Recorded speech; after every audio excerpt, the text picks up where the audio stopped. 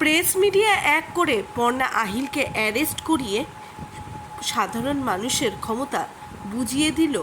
বিস্তারিত জানতে সঙ্গেই থাকুন, চ্যানেলটিকে সাবস্ক্রাইব করে রাখুন। হসপিটালে বুবাইয়ের অবস্থা দেখে সকলেই একেবারে ভেঙে পড়ে।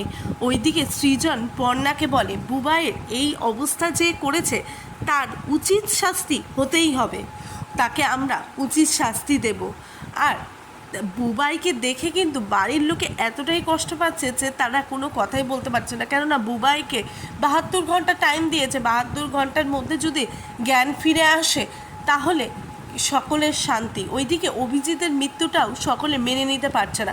ঠিক এই কারণে কিন্তু সৃজন পর্ণাকে বলে যে বুবাই আর অভিজিতের যে এমন হালত করেছে তাকে কিন্তু উচিত শাস্তি দিতে হবে। এরপরে থানা থেকে ফোন আসে, আর যখন ফোন আসে তখন কিন্তু তারা জানতে পারে যে বুবাই আর অভিজিৎকে যে এই অবস্থা করেছে তাকে ধরেছে পুলিশ, কিন্তু যেহেতু বড় লোকের ছেলে তাই তাকে বেশিক্ষণ আটকে রাখা তাদের সম্ভব হচ্ছে না।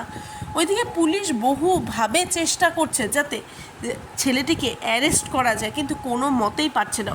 এরপরে সৃজন আর পর্ণা সেখানে যাবে।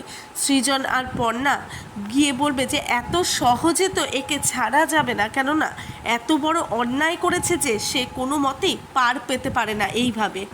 এরপরে কিন্তু পর্ণা ভাববে যে কী উপায় তাহলে অ্যারেস্ট করে রাখা যাবে, বা কী উপায় অ্যারেস্ট করা যাবে আহিলকে, কেননা এত বড় অন্যায় করেছে, একবার ছাড়া পেয়ে গেলে তাকে কিন্তু আর ধরা খুব মুশকিল হয়ে যাবে।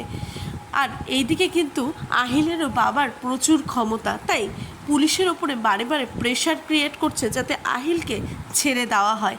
অবশেষে কিন্তু পর্ণার মাথায় বুদ্ধি আসবে যে সে তার যে সাংবাদিক বন্ধু আছে তাদের কাছ থেকে কিন্তু সাহায্য চাইবে, তাদের অফিসের কলিগদের কাছ থেকে সাহায্য চাইবে।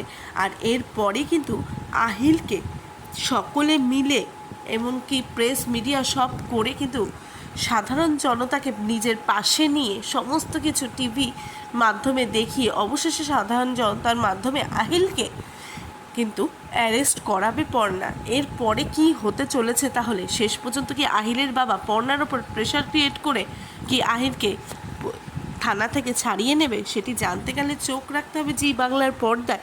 আর এই বিষয়ে আপনাদের কি মতামত প্লিজ কমেন্ট বক্সে কমেন্ট করে জানান।